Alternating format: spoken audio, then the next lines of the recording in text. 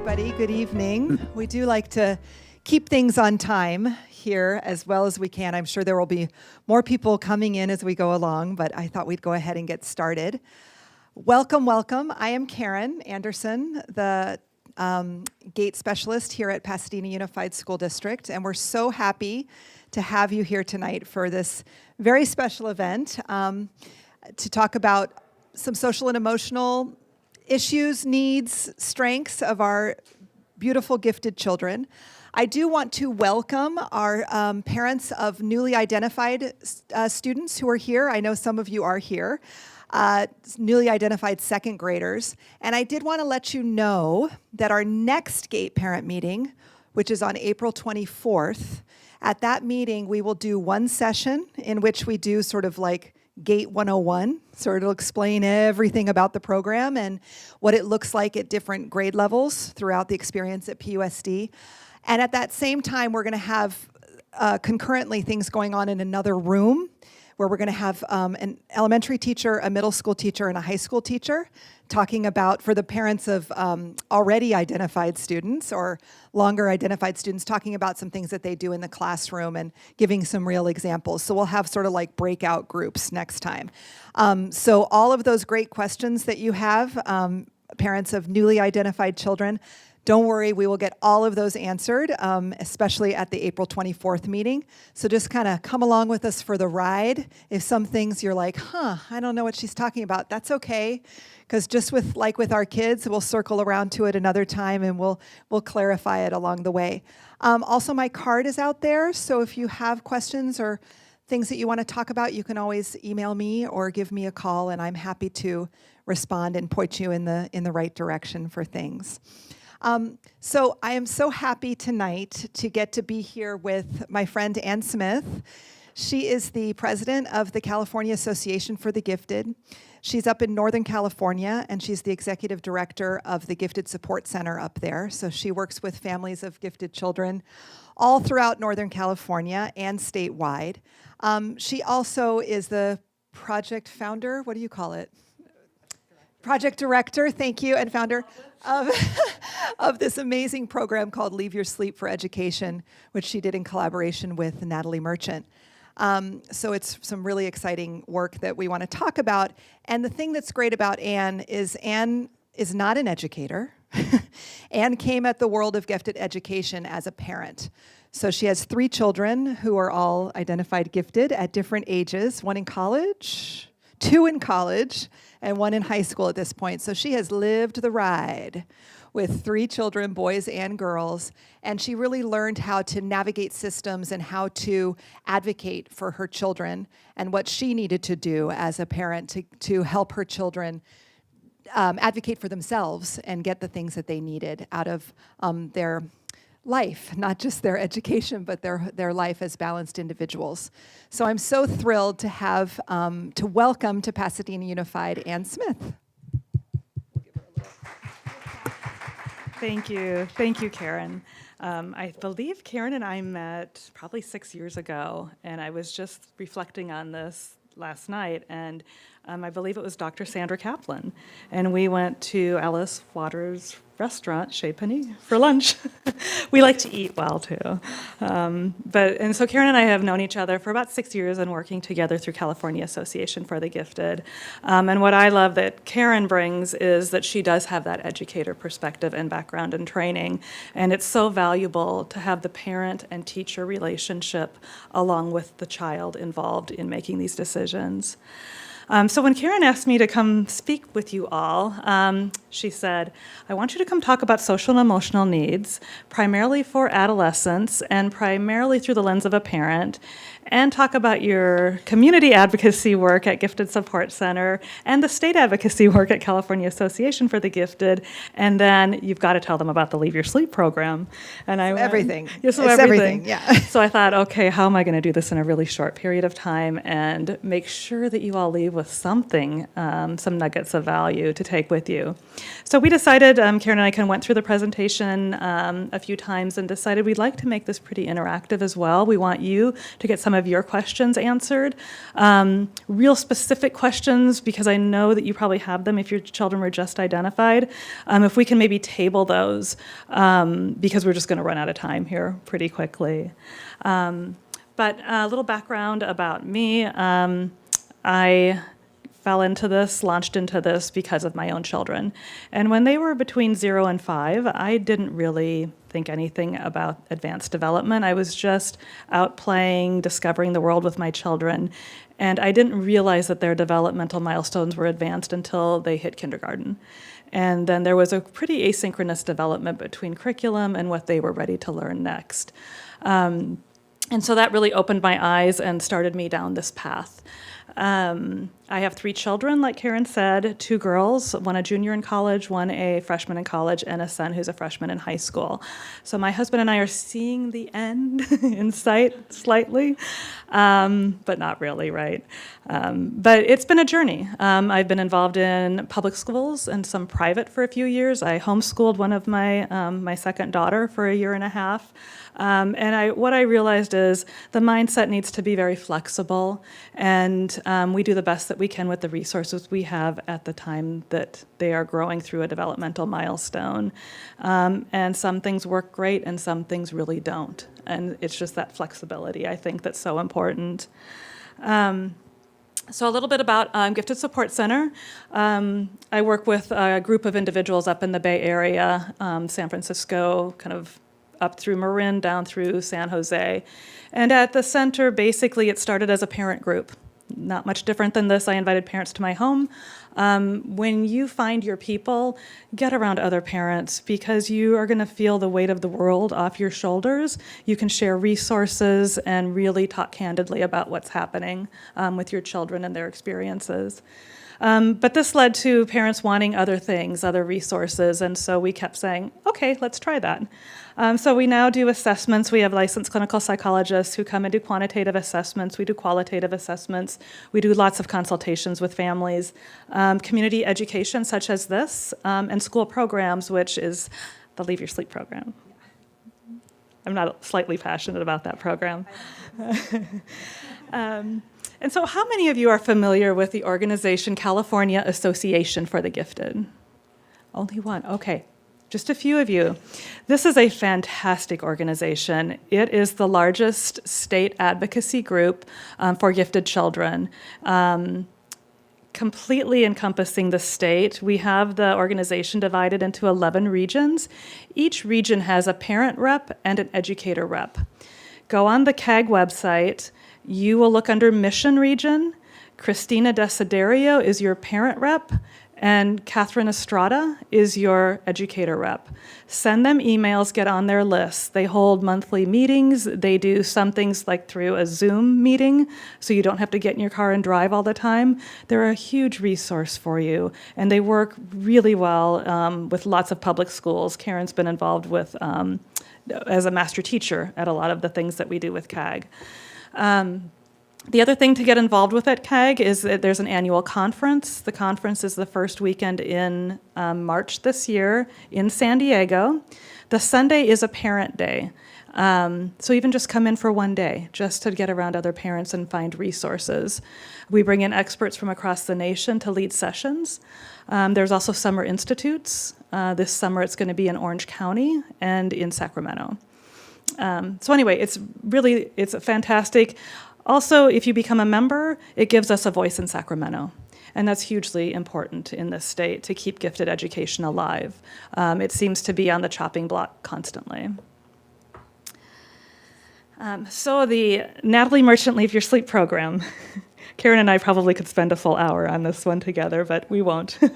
So a little bit about the background of this. A lot of you may be familiar with the musician Natalie Merchant. The 1980s, she was with the 10,000 Maniacs. In the 90s, she went out on her own on a solo career. And then in the early 2000s, she really focused on her family and raising her daughter.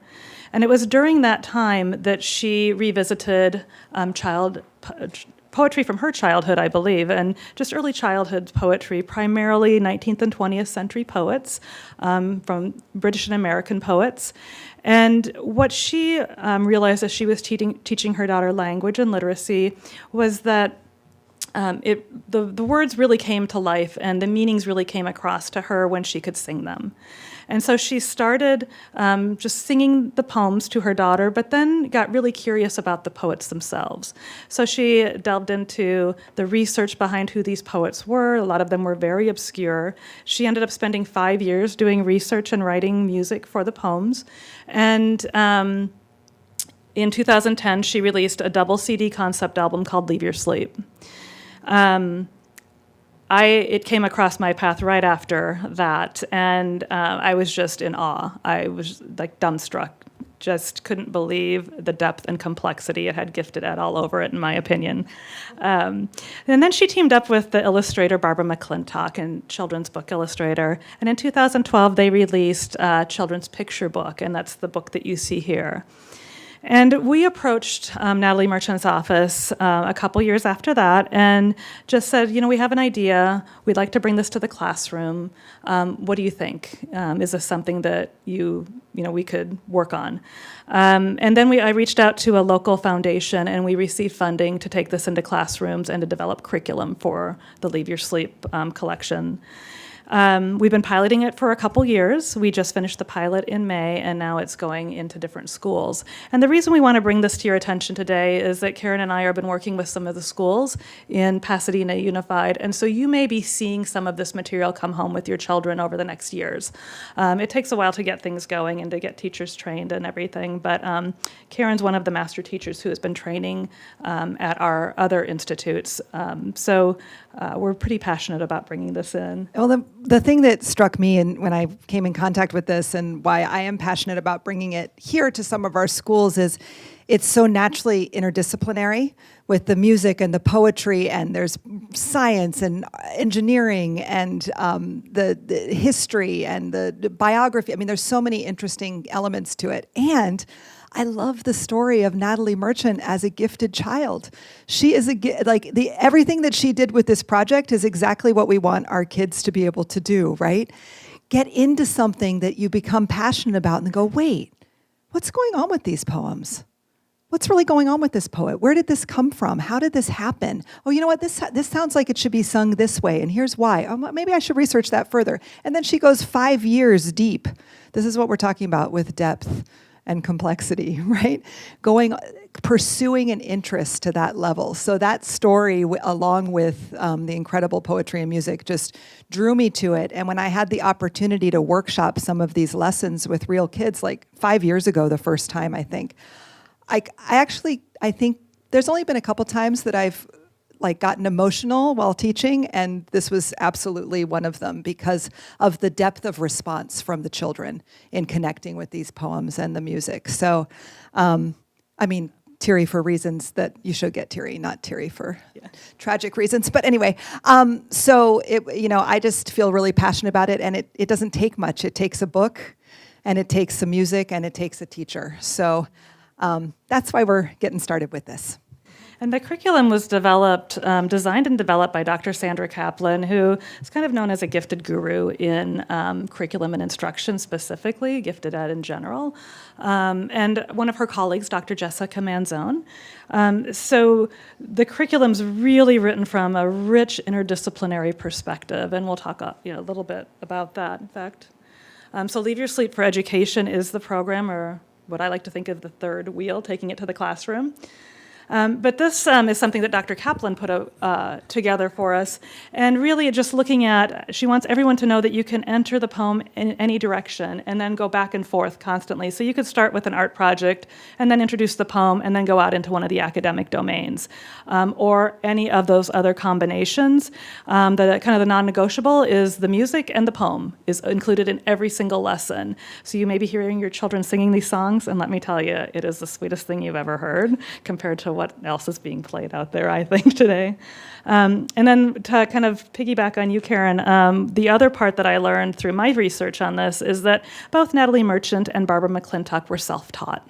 They didn't have fancy trainers and specialists guiding their path from little on up.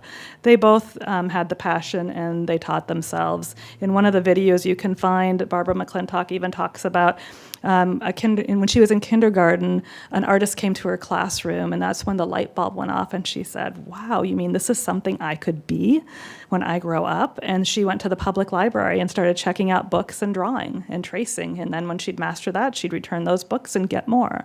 And she dedicates the public library system to her art education.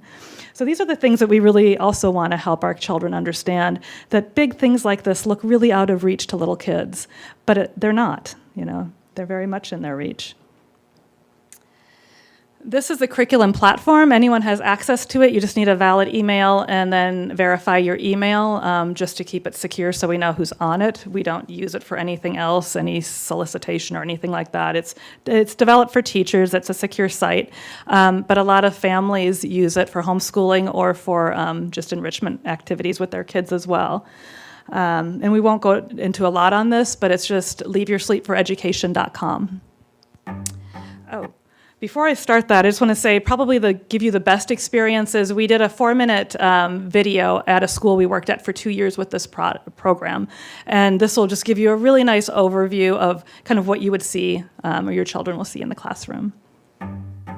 Raising my own children, I realized how narrow the regular curriculum and instruction has become in our schools, and everything is focused so heavily on kids who are verbally really bright or mathematically really talented. And it became very frustrating for me because as I grew up in the Midwest, I was lucky that in our schools we had lots of music and art, and this was all through public schools.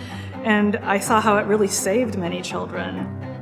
When Anne approached me about bringing a grant to the Clive Foundation for the Leave Your Sleep program, I was very excited because expanding art education through poetry and music is unique, and it's the only program of its kind that we have come across, and it's been exciting to watch the progression of the curriculum develop from an idea to a full-blown curriculum. So the Leave Your Sleep curriculum consists of many different academic areas merged together with using poetry and music as a jumping off point. So you'll find projects that are science mixed with music, you'll find architecture and building mixed with poetry, writing projects mixed with art projects. What's so wonderful about this curriculum is it really gives teachers a tool set on how to teach creativity, and I've noticed sometimes teachers tend to back away from that because they think that they don't really have it or they shouldn't be teaching it, but we're really laying out a beautiful tool set that they can use to help guide them and help share with the students. Not only will it help students become better learners, but I think it's going to help teachers become better teachers, because they'll be trying an integrated curriculum that we've laid out for them, but then they're going to see how powerful that is and be able to implement that into their own curriculum and integrate arts into whatever it is they're already working on. One of the things that I think the arts can do is equal the playing field with every single student with exposure to the arts. So as long as you have opportunities for them in the arts, I believe in my heart that helps improve all academic areas. So since we've started implementing Leave Your Sleep here at Connect, we've noticed a few changes with the teachers and the students. It's provided a nice opportunity for the teachers to be able to collaborate around writing and integrating different subject areas. I think that it helps build community, and I think that having Leave Your Sleep in your classroom allows for kids to feel more connected with each other and to have that vulnerability be okay in their classrooms. Something that my class has always been a little edgy about is dancing and singing in front of everybody. And I was in choir and I really love to sing, but I'd be afraid to do it in class because I'd feel a little embarrassed. But after we started Leave Your Sleep, everybody was singing, so we didn't have to feel like any more embarrassed about it. But Leave Your Sleep helped me sing more in class, and I really enjoyed it. Our goal for Leave Your Sleep for Education is to go nationwide with this. In 10 years, we'd love to see this throughout many different types of schools, throughout many different parts of the country. Leave Your Sleep for Education is just the beginning of a broader initiative. And as we're working in the current schools, we are seeing lots of other areas of need, and we hope that we are able to continue growing to meet those needs for those children.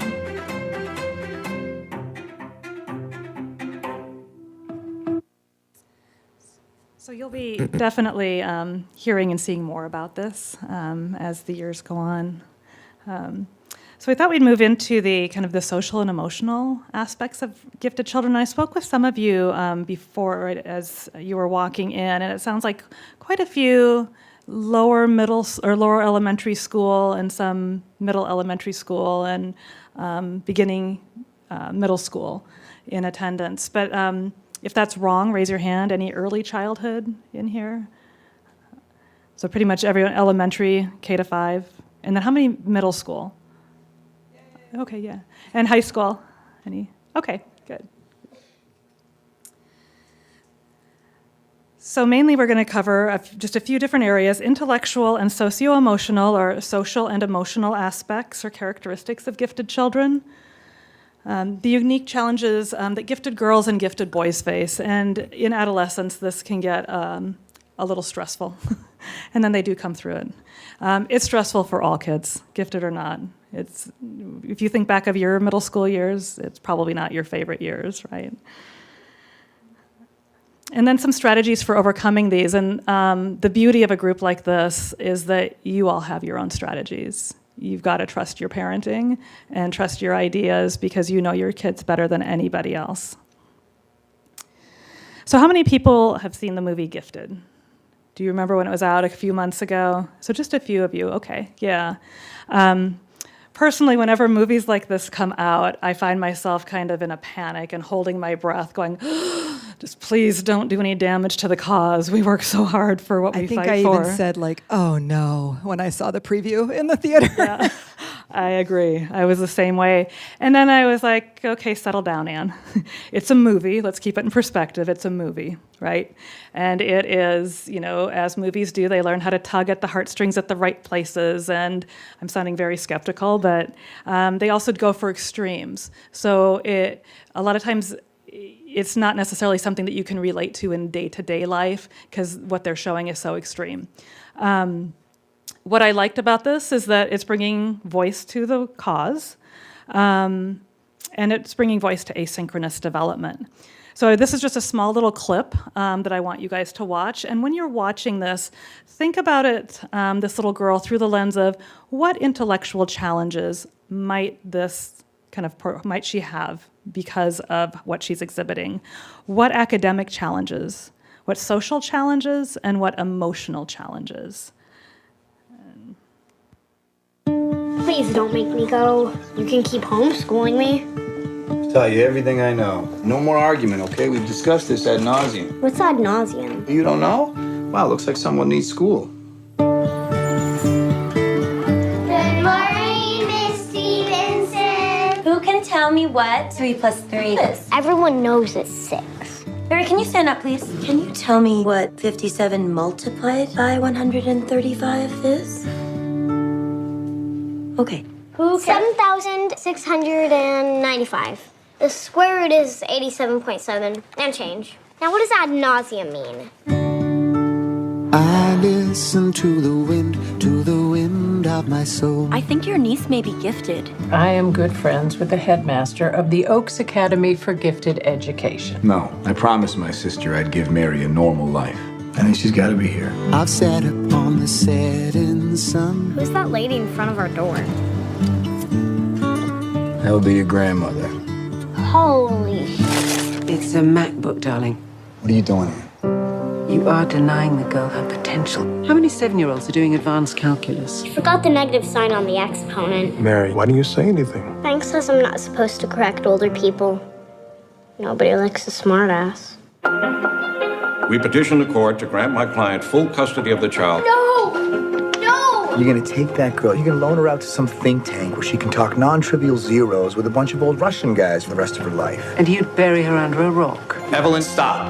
I'm raising her how I believe Diane would have wanted. Do you need a reason we should commit treason? If anybody takes that baby away, I'll smother you in your sleep. Bring into this. My sister wanted Mary to be a kid. She wanted her to have friends and to be happy. Tell us, do you have health insurance?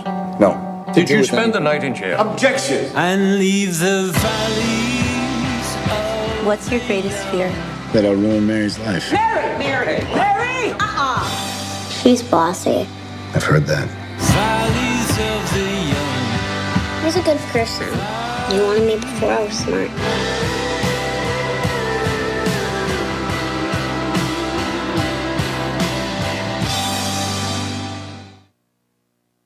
Okay, so maybe just people next to you, just talk a little bit kind of about that experience. One thing, though, I do want to say is that you're seeing something very extreme here with this movie. Incredibly extreme. We test and we work with gifted kids, probably over 1,000 now, and we have never seen this, not even close. So what I would never want a family to do or anyone to think is, oh, well, if that's gifted, then my child must just be a behavior problem. Because this is so unrealistic. It's that extreme. But aside from that, it is showing asynchronous development, and that's really what we're talking about. Gifted is a educational construct, shall we say, for a child who might need different services than what grade level curriculum and instruction can provide. That's it, in the school system. So how might her abilities cause her problems intellectually, academically, socially, or emotionally? So let's just take 2 minutes and just discuss among yourselves.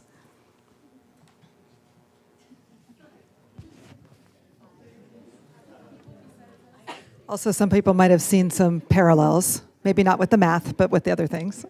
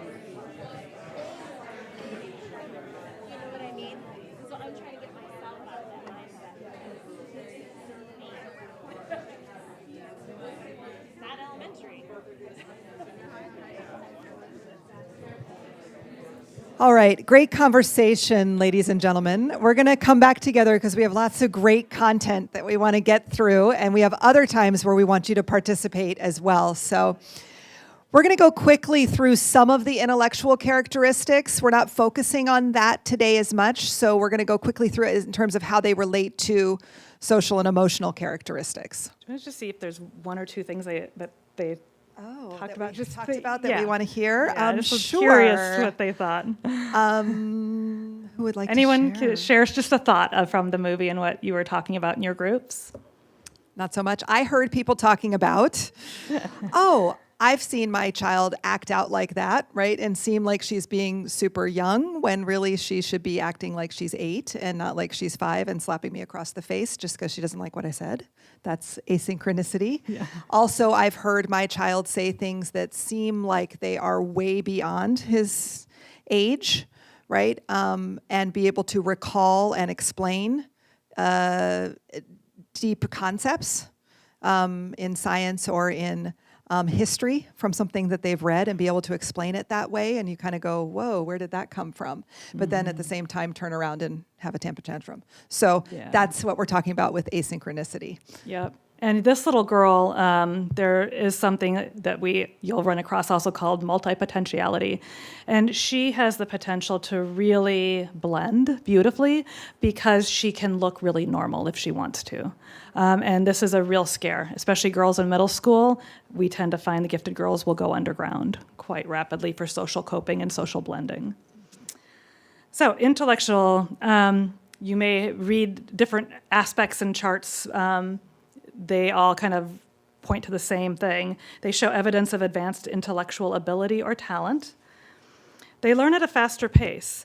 The one thing that when we ask gifted kids, and one of my advisors who's been working with gifted kids for 60 years has groups of the kids, and they say, what's the one thing that frustrated you most in school?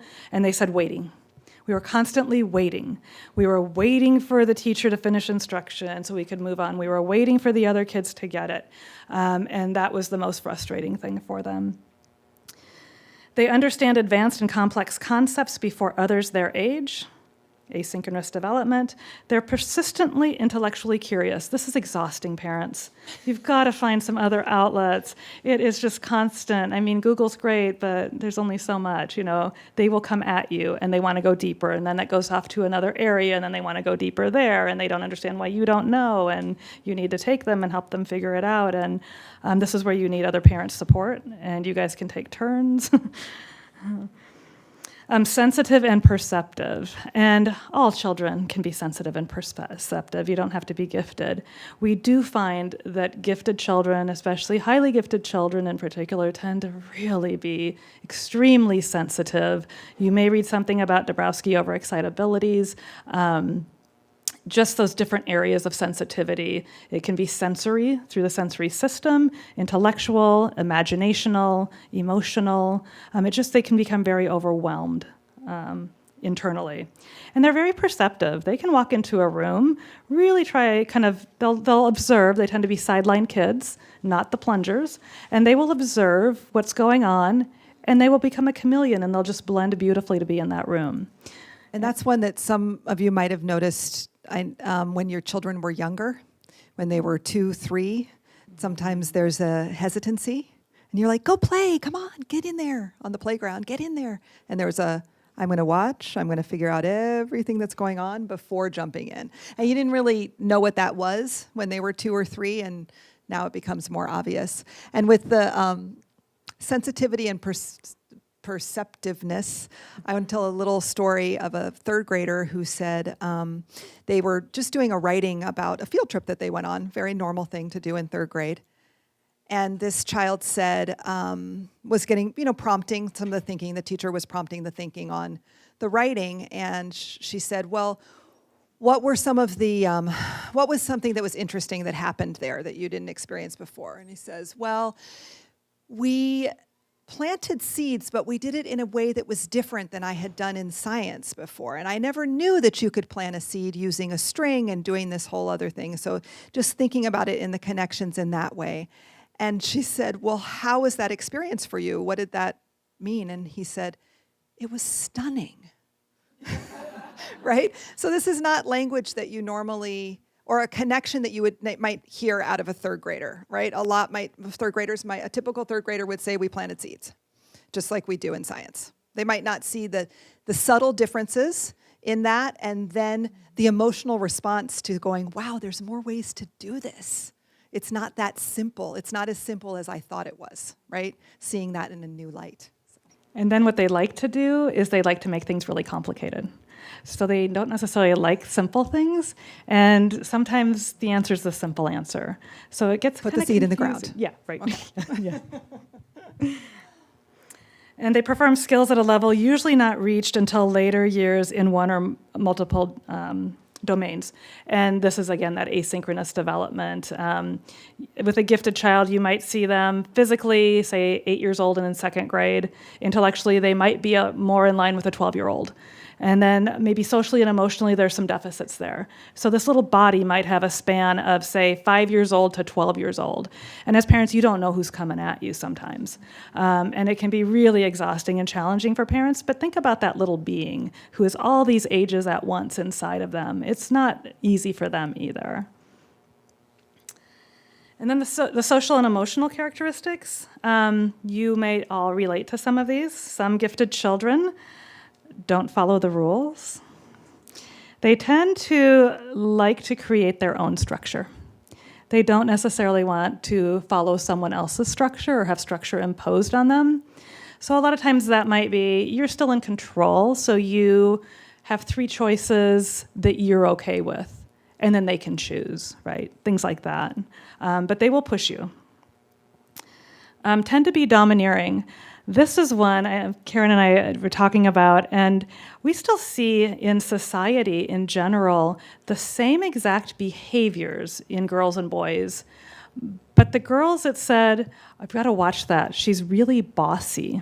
And that same behavior in a boy is, oh, he's such a social leader. Everyone follows him. He creates all the rules. And we just often like, wow, this is still kind of going on. I mean, I'm 52 and it was going on, but we haven't changed a whole lot in this area.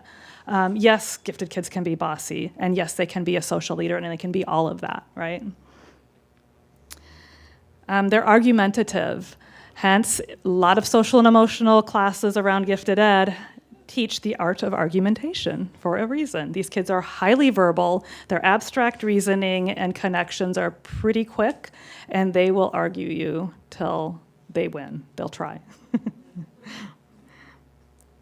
Tend to tune out. Anyone experience this? Yeah. They'll be right in the thing that they want to be on, and their mind is set, and it just doesn't matter what anyone says. And they can be excessively competitive. Not all gifted kids are competitive, and sometimes that's competition with others, sometimes it's competition with themselves, but we do see this competitive nature come out quite a bit. I was trying to think back to give an example, and I saw this as early as about 1.5 years.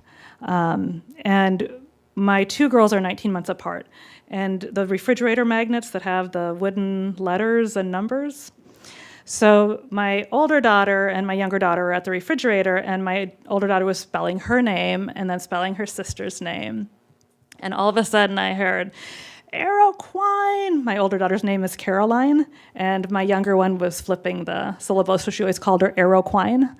And Aeroquine, Aeroquine. I thought, what is going on in there? And then all of a sudden, just devastated, Mommy, Mommy, ferret, ferret, Mommy, ferret. And I was like, ferret? What is this? She meant making it fair. She was counting the letters, and her older sister had 8 letters in her name, and she had 7 letters in her name. And she wanted me to make it fair. And I think that was the very first time I was like, she is losing it over this. And then as it developed, it was, she has 2 more chocolate chips, I only have 1, that sort of thing. Constant comparing, constant competition. Now, her life did go on to be in competition. She became a competitive athlete and a swimmer. So she found a place to channel that and to compete with her own times. But this can be a problem. Ferret. Ferret. I love that. I was like, we have ferrets in the house? A tendency toward tunnel vision. One of my mentors said to me,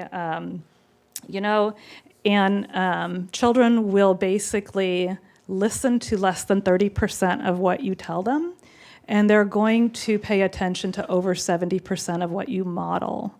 And this has been really interesting because I tend to get tunnel vision when I get on projects too. So I've always tried to keep that in perspective. I've got to remember to slow down and take time and model the healthy behavior that I really want them to have in their lives. Does anyone relate to any of this with your kids? Yeah, you're in the right room and you found your people.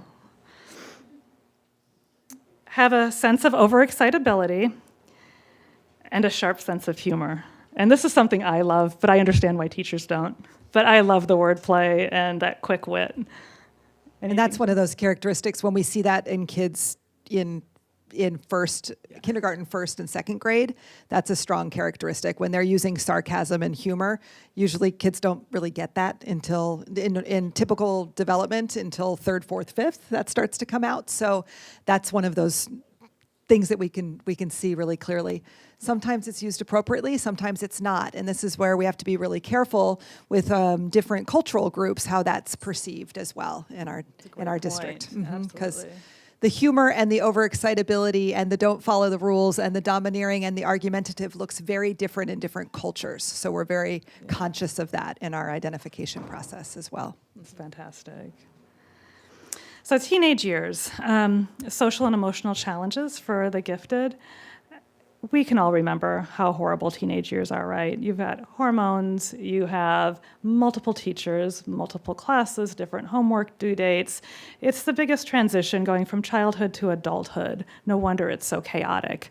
And along with that, a lot of sexual identity, gender identity, all of that's coming into play as well.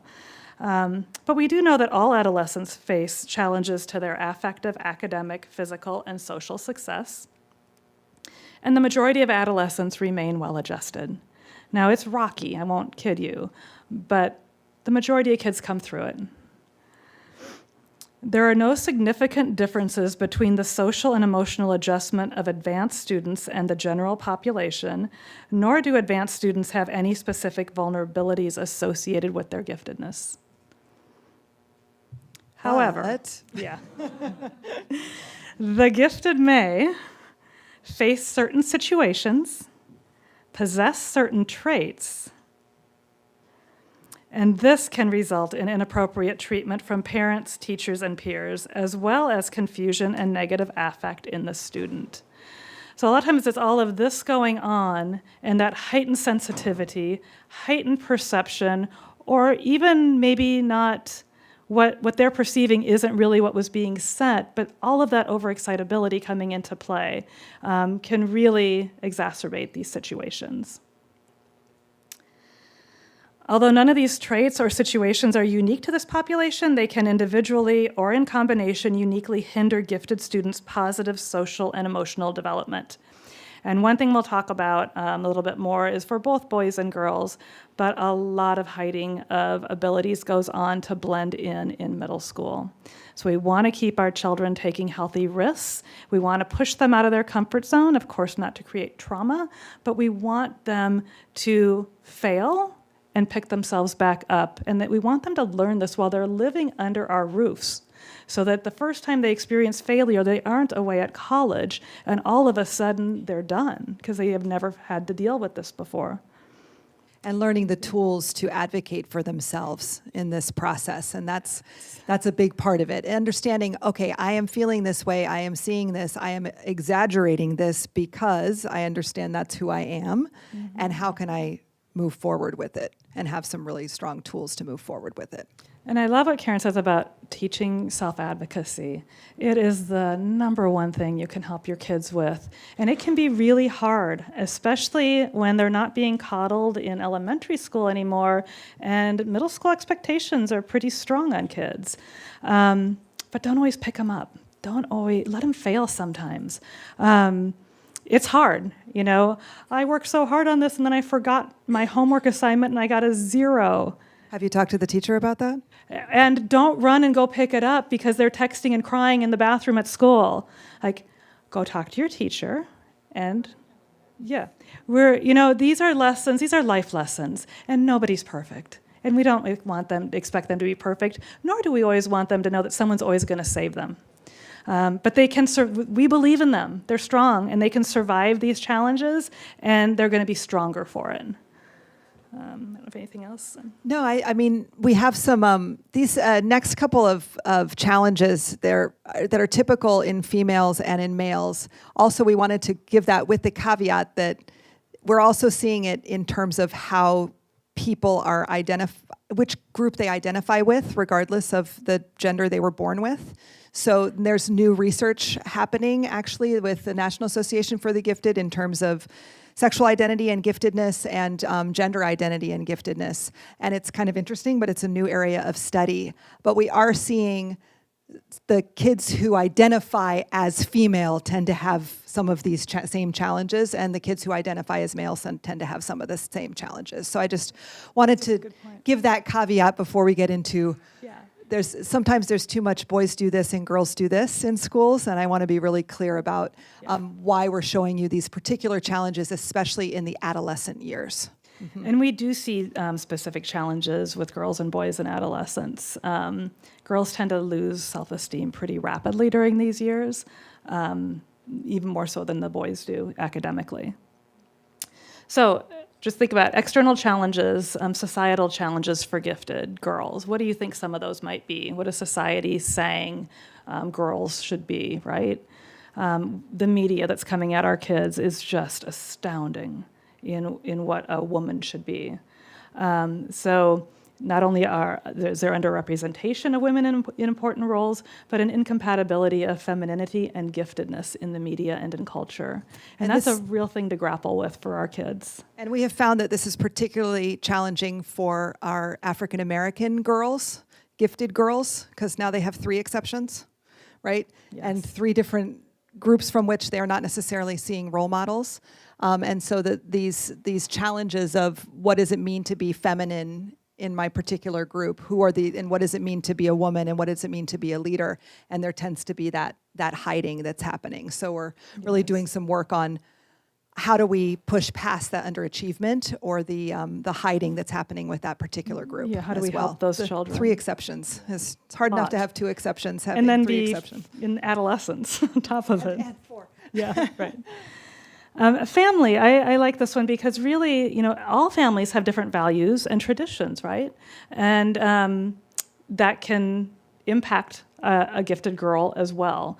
I grew up in the Midwest. There were pretty rigid gender roles when I grew up. I'd say being on the coast, we're a little bit luckier here, but not always. I mean, definitely more rural communities, there might be more traditional gender roles. Let's see, what else do we want to talk on this one? Oh, the physical attractiveness is more important than intelligence, and that giftedness is unattractive. I think we see that going away a little bit, but not always. The peers, this is pretty big, that kids may feel peer pressure to choose between their intellectual development and social acceptance. Girls are huge with this. Middle school girls can be brutal.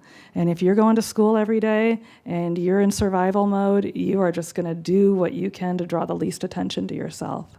So these are another kind of area of going underground that can happen. And then the classroom. I always like to point out being well-behaved is more important than being innovative, right? What innovators do you know that didn't push boundaries? So then how do we get our children to kind of still have the respect that they need to show, but to be okay with pushing some boundaries and not just conforming? And at this age, we have to actually teach them really explicitly how to have those conversations with their teachers and how to advocate for their own learning. So they can do a lot of complaining, like, oh, I had to wait, I was doing all this. It's like, well, what have you brought forward? Have you asked your teacher how long a particular assignment should take? We talked about this in terms of perfectionism. So a child might look at a particular assignment who's a gifted individual and has the perfectionism strand and think, oh, this is going to take me, I'm going to have to spend 36 hours on this. And if you just say, have you asked your teacher how much time she expects this assignment to take? Then the teacher says, oh, about 60 minutes. And then the kid goes, oh, wait a second, right? Now suddenly we're all both have an even playing field in terms of our perceptions on the particular task, which is important because we need to have that balance. There are certain tasks that we want to go super deep on and spend hours and hours and hours and hours, and those should be those tasks that we're really interested in, right, that are based on our interest. But not every assignment has to be that way. And it's that easy communication that can happen, right? So that we understand each other and that we can advocate clearly on that. Mm-hmm. Thank you for saying that. And that also can help fight perfectionism, because it's really difficult when a gifted child who, say, loves research and writing is told the 60 minutes, that's it, and 1 page. It drives them crazy. Like, there's no way I could ever be that narrow and that concise. I need at least 25 pages. What are you talking about? So it really does help. Like, nope, sometimes good enough is good enough, and just get it out. Internal self-esteem. Adolescence is really harsh on the self-esteem in girls, especially between 5th and 8th grade is when we see the biggest decline. And we think that these things will have changed, but they haven't changed because we all go through the same stages. So no matter how progressive we are, this is still a reality in our schools and with our kids. Yeah. And anxiety and perfectionism, a lot of kids who aren't gifted have anxiety and perfectionism as well. We just, again, see this. It's so prevalent in the population that we serve. How many people can relate to seeing anxiety and or perfectionism in their kids? Just show of hands. Yeah, probably 70%, right? Get on top of this. This can really spiral when anxiety ramps. Almost looks OCD-ish, right, in the behaviors. So just have the conversations with your children. Talk about your own perfectionism. Do a perfectionism quiz with your kids. I had one parent in a parent group. She said, well, this quiz, this can't be correct. It says I'm a complete perfectionist. I never do anything perfectly. And I was like, oh, okay, let's start right there. But it's fun. It keeps it light. And it shows your children that you're human beings too. Our children look at us like we're perfect. They think we're perfect, believe it or not. And so tell them about your failures. Tell them how you have anxiety. Oh, I have to go do a presentation. Oh my, I such anxiety when this happens. Talk to your kids about it so that they know that you struggle as well. And then come home and tell them the good things and the bad things that happen during it. I went completely blank. That's happened to me. That's not such a good thing. And the social problems. Sometimes in order to be popular, you're going to see that your kids will try to blend. And you're going to look at them like, what are they talking about? You know that they know more than what they're sharing. And again, that's that social blending. It's peer acceptance that they're going after. Some challenges for gifted males.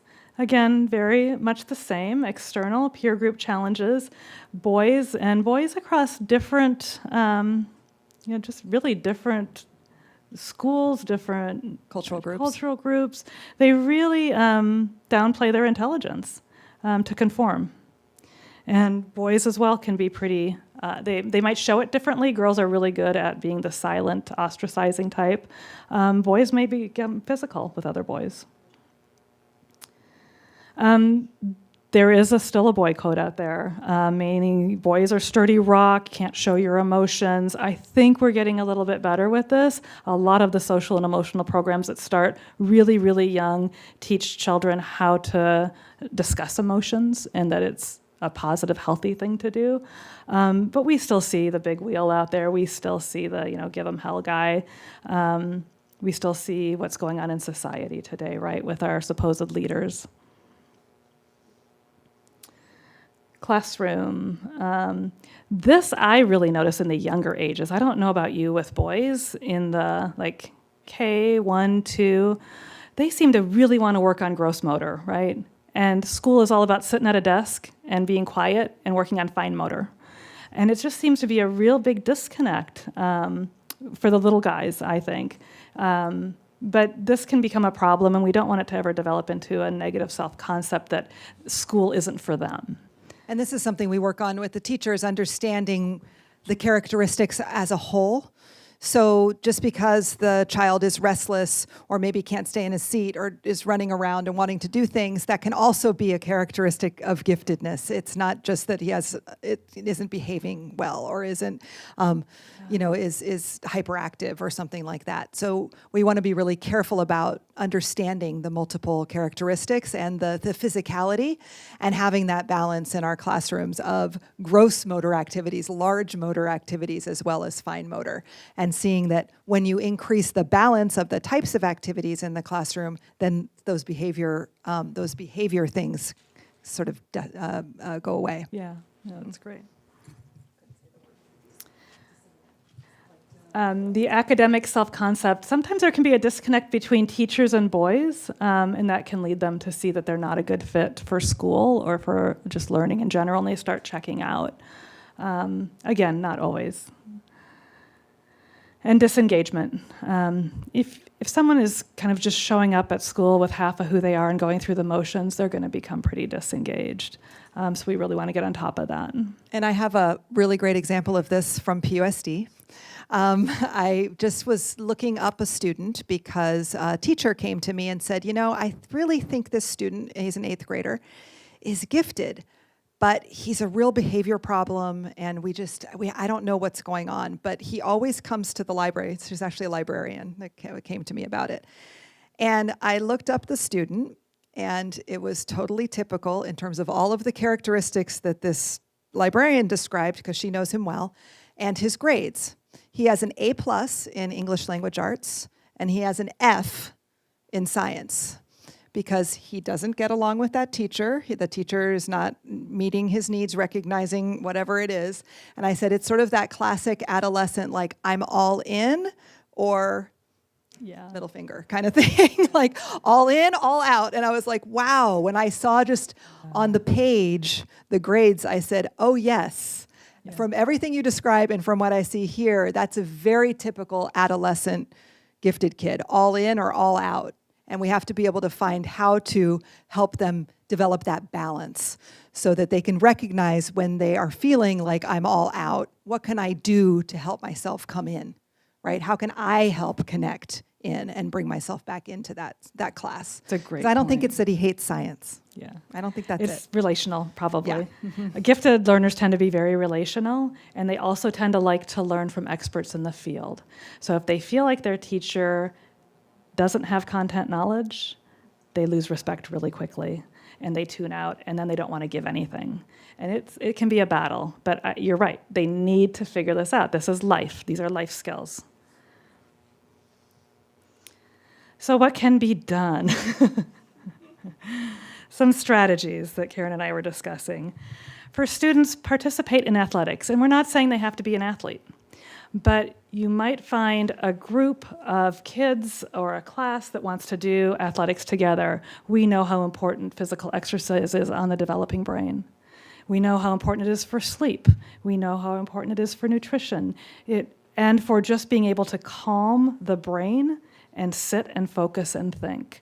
So it doesn't have to, again, be anything that they are going to be a star athlete, but get them doing something. A lot of schools up in the Bay Area now, they start having the kids do a PE right away, and then they sit down to their mathematics and their core subjects. Take challenging courses. Figure out where your child's sweet spot is, where their ceiling is. Get rid of content as much as possible that they've already mastered, and challenge them.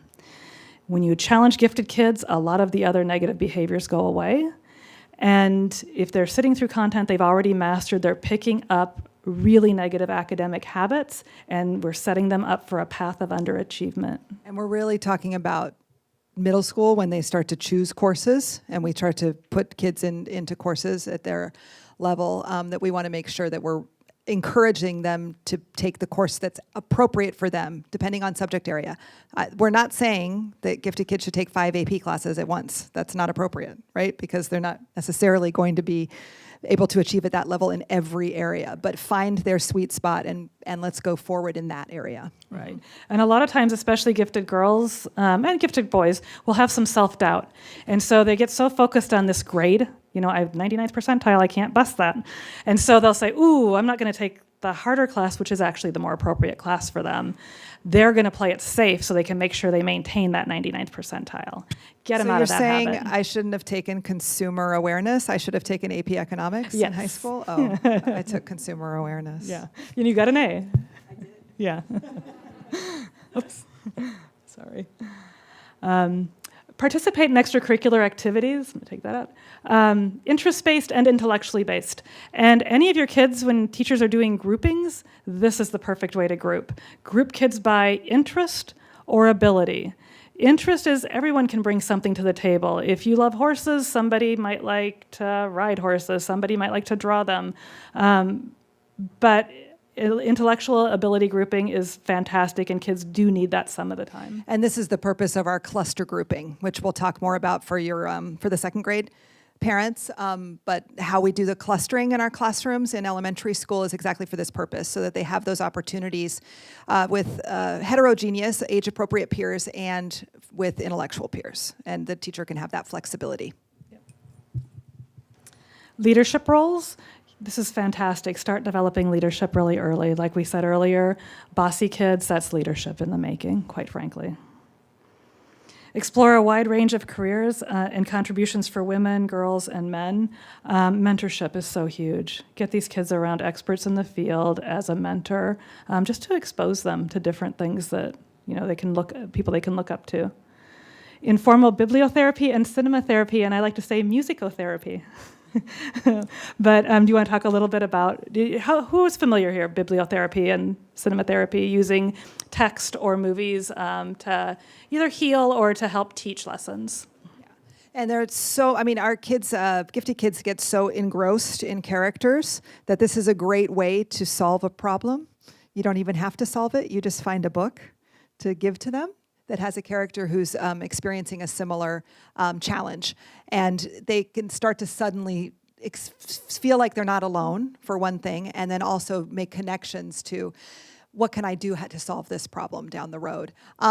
Our second step curriculum, which is used throughout our schools for social emotional learning, actually has book lists for all sorts of different issues that can come up for kids' books from kindergarten through 8th grade that deal with specific issues. And we actually shared that with our librarians recently, so that they're really trying to make sure that they have those books and that they're aware when kids come in of what books they can lead them to, or what books that they can lead the teachers to checking out to help with a certain issue in their class. Or sometimes a read aloud. It might be one student who's really experiencing this issue, and you don't want to talk about, maybe they would feel uncomfortable as a teacher, talking about it one-on-one, but then you do a read aloud with that particular book, and then suddenly the kid goes, oh, wait, now I understand. They're having their own little thing. Yeah. And then they'll come to the teacher and say, I kind of feel like that character, and they'll start to tell them about it. So it's really, really important. So you guys are going to have this slideshow because it'll all be on the website. So there's some examples of books and movies, and there are many more. So we'll be providing those resources. I think we should go to the fixed growth. Yeah. So okay. We'll So some strategies here. Then again, this PowerPoint you'll have access to. But one thing we really wanted to tap on before the night ended here, and we're kind of going over time here, is fixed and growth mindset, and some challenges with gifted and with neurotypical kids as well. So how many of you are familiar with the work of Carol Dweck with fixed and growth mindset? Okay, a lot of us are. It's out there a lot more. And I think sometimes we don't even know that we're using a fixed mindset, especially when it comes to gifted children, because we say this phrase all the time, you're so smart. And that's actually a really closed, fixed mindset phrase, because now I have to live with that. I have to maintain that. I have to live up to the pressure of that. Well, what do you mean you don't understand the assignment? You're gifted, right? I thought you were in the GATE program. Why is this hard for you, right? It makes it seem like everything should be at the same place and I should be good at everything. And we know from the research on gifted kids that that's the exact opposite is true. And if we're pushing them to be the same level of excellence in every single area, we're going to lose them. And that's where we get the kids that by the time they get to college, they're just burnt out. They're wasted from high school. They can't even, participate once they've gotten to the intellectual place that they want to be, right? So we thought we'd do a little activity just with you guys of giving you some phrases, and then with each other you can think about how you might shift the phrase or respond in a different way to have more of a growth mindset phrase from these. So the first one we're going to do, because this is our favorite and we hear it from parents and teachers all the time, is, "You are so smart." What else could you say? You can talk with each other for a second. So let me see. We're almost at the end anyway, so we can wrap it up in 5 minutes. Sorry. No, this is awesome. Oh, this one. That wasn't open there. No, this one. Oh, this. Yeah. Do that one. Just and then do that one too. No, this one. Yeah, okay. All right. What are some alternatives that we have? Who would like to give us one? What are some alternatives? Yeah. I like how you're thinking. Love it. What else? Yeah. Your hard work. And hard work is so interesting because we were talking about this, absolutely, especially if they actually did work hard. But we were talking about this with older kids, where you go, if they get that response, and it was a 2-week project, and they finished it in half an hour and turned it in, and then they got an A+, and the teacher said, "Wow, that was so great, you must have worked so hard." They're like, totally got away with that. So then we were talking about helping teachers to then ask, so what was your process in coming to this great product? What did you go through to get there, right? And then the kids kind of busted. So what else could you say instead of "you are so smart"? Yeah. You love a challenge. I can see that you love a challenge. Awesome. What else? I appreciate your thoughtfulness. Awesome. Excellent. Good. So we have another one. This is really good. Oh, don't worry. None of us in this family are very good at blank. What else could you say? And this happens with math all the time. Women, stop telling your kids you're not good at math. You graduated from high school. You graduated from college, a lot of us. You are good at math. You can do elementary school math, I promise you. We're perpetuating a misperception in our girls that girls aren't good at math. You are good at math. Anyway, what else could we say? None of us in our family are good at blank. Talk to each other.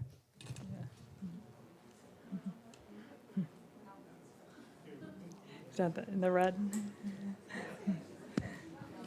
I believe that any subject that interests you is always easy to get good grades in. It's the ones that you don't like that you have to really work hard. For instance, science A, calculus C. That's great. So the idea that the things that you're struggling in are the things that are really worth it. Awesome. What else?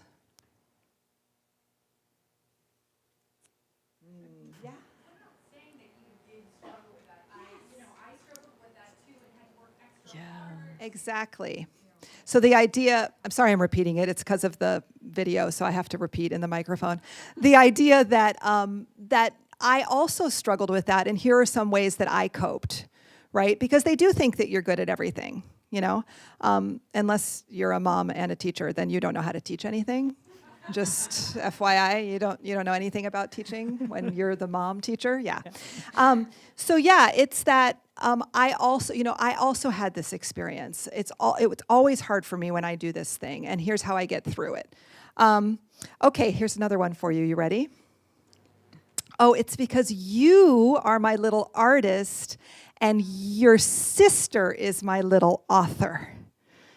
So I know we don't like to admit it, but sometimes we put our siblings into categories. So how else might we, with a growth mindset, encourage their strengths in a different way? So go ahead.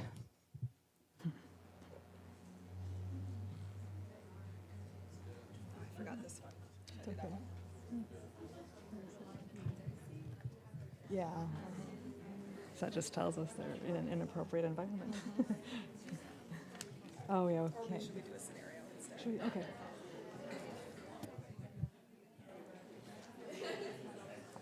All righty.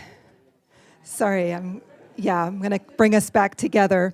So how else might we support our differences and try to, look at that with a more growth mindset. Ideas? That's okay if you don't want to share. We're going to keep moving forward. I have one more, and then we're going to do a scenario real quick. Oh, yeah. Oh, yes, I'll give you an example. I'm glad you enjoy working hard on your artwork, just like your sister works at her writing. So you both work hard, you both do a good job on different things, but it's not defining one in one way and one in the other way. This is one that I know we say, and I have said it, because sometimes you just want to get things done. This is so easy for you, you don't even have to try, just do it, right? Just finish it. God, I know it's easy, just do it, So what else might we say? I'll give you this example because we're going to give you a little scenario. If you didn't have to put forth any effort, you aren't stretching yourself. Let's see if we can find a way to make it more fun and challenging for you. So I know I do this all the time with homework with my own child who's in 3rd grade. And we'd find all sorts of creative things to do with the homework, including, with technology and lots of different ideas, because sometimes he just does not want to do it, as we all experience. So, okay, so we do want to do a scenario really quickly, and so you guys can talk with each other just with this sort of frame of growth mindset. Okay, so your 13-year-old son is required to give 30 hours of community service for a boys' club that he belongs to. He is struggling to decide what to do, and he is looking for the easiest service to provide just to get it done. The deadline for completing service is approaching fast. He shares the following with you. When I help you in the yard and help you stuff envelopes for work, can I count those hours toward my service requirement? I'm so busy. I have so much homework. It'll be impossible for me to get all my hours done on time. So, with each other, think about things you could ask yourself or think to yourself about the situation, things you might say to foster a growth mindset, or actions you might take to foster a growth mindset. So talk with each other for a minute on that one.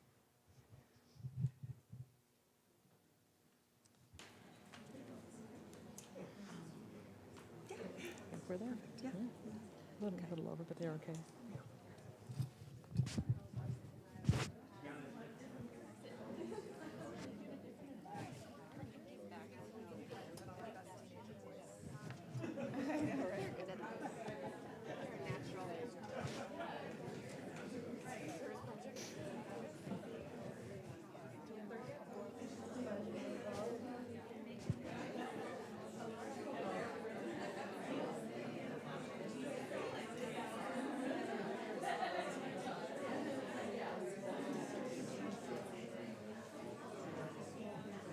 Bye, thank you.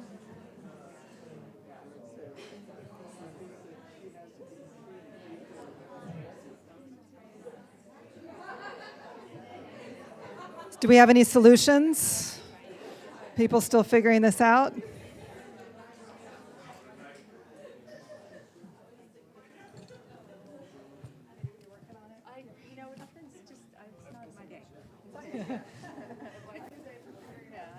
I trust that there is another time I can come.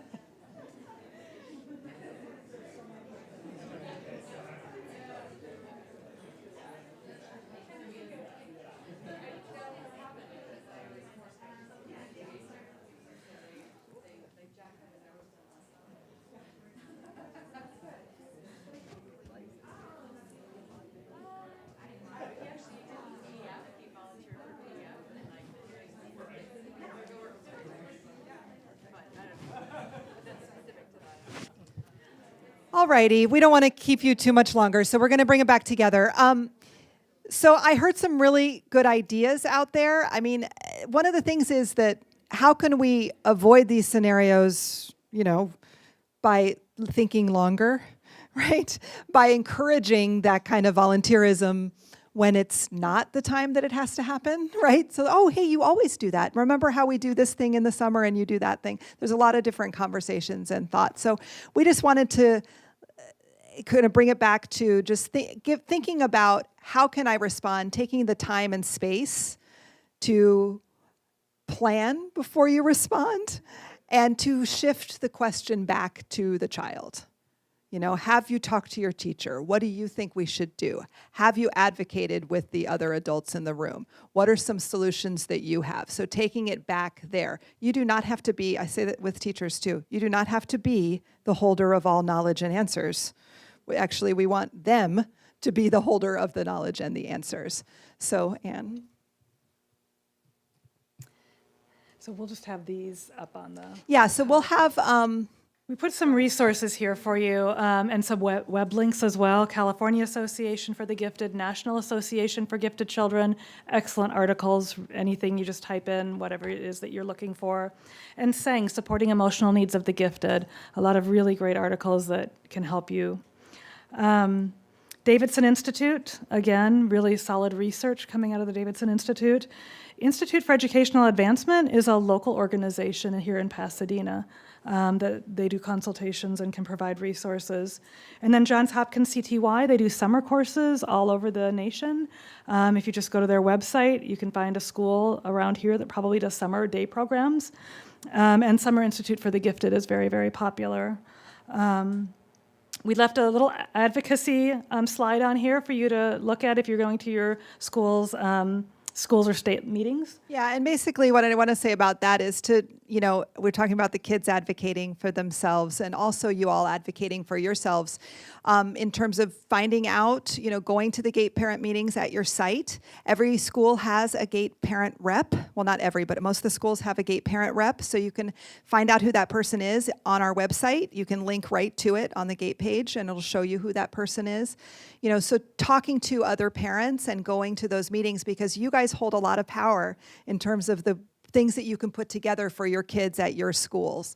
It's not just about me and Ms. Reynoso up here going, okay, here's what's going to happen at Hamilton, and here's what's going to happen at Jackson, and here's what's going to happen at Wilson. We're just two people. So we want to empower the parent leaders, the teacher leaders, the teachers and the principals to understand the work, advocate for the work for these kids, and then empower you to make a lot of things happen in the schools as well. I'm working with the teachers and you to try to make this happen. So that's part of it. Mm-hmm. And then we put up some books. These tend to be the most popular books that constantly are checked out of our library up north for parents. The Parent's Guide to Gifted Children, just a great general book to start with. Emotional Intensity in Gifted Students gives parents some really good resources on how to help their children with their emotional intensity. Social and Emotional Development of Gifted Children, solid research. If you really want to know what does the research say and you want something concise, this book has a lot of great chapters by many experts in the field of gifted ed. The Hidden Gifts of the Introverted Child, a lot of our children are introverts. They're not socially timid, they're not shy, not social anxiety. It's that they just recharge their energy in a different way. Being around people drains them, and they need to be alone to recharge. So when they want to sit out at recess, it may very well be because they've been in a noisy classroom all morning, and they just need some quiet time. Letting Go of Perfect, this is a therapist I work with up in the Bay Area who turned me onto this book, and a lot of parents have found this very, very helpful. Mindsets for Parents, I think Karen has a copy right here. Some of my best friends are books. For you who have voracious readers, this is pre-K through high school. Really great book recommendations for gifted learners and also talking points for your children. We understand sometimes content they're not quite emotionally ready for, so parents have to be a little bit stronger and kind of have just read what your children are going to read so you know what might be coming at you. Developing Math Talent. Because they can read it doesn't mean they're ready to read it. They're ready to read it, yeah. And sometimes they are, and sometimes, that's okay, but we really would encourage conversations then around some of these more sensitive areas. Developing Math Talent. Any of you have talented mathematicians, Dr. Susan Asseline and Ann Shoplick. This is a fantastic book to kind of start getting your head around how to help guide them through the years of education. And Quiet for you adults, and there's a great TED Talk for 20 minutes if you don't want to read the book. And that's it. So thank you very much. It's been a pleasure to be in Pasadena. Thank you so much to all of you for coming. And we're going to put this up, like I said, on our website. So if you just go on the PUSD page, you'll find the Gifted and Talented page. It has all of our past parent presentations, so you can access these resources and things on there as well. Thank you for taking the time tonight. Please take a card and contact me if you have any questions. Take care.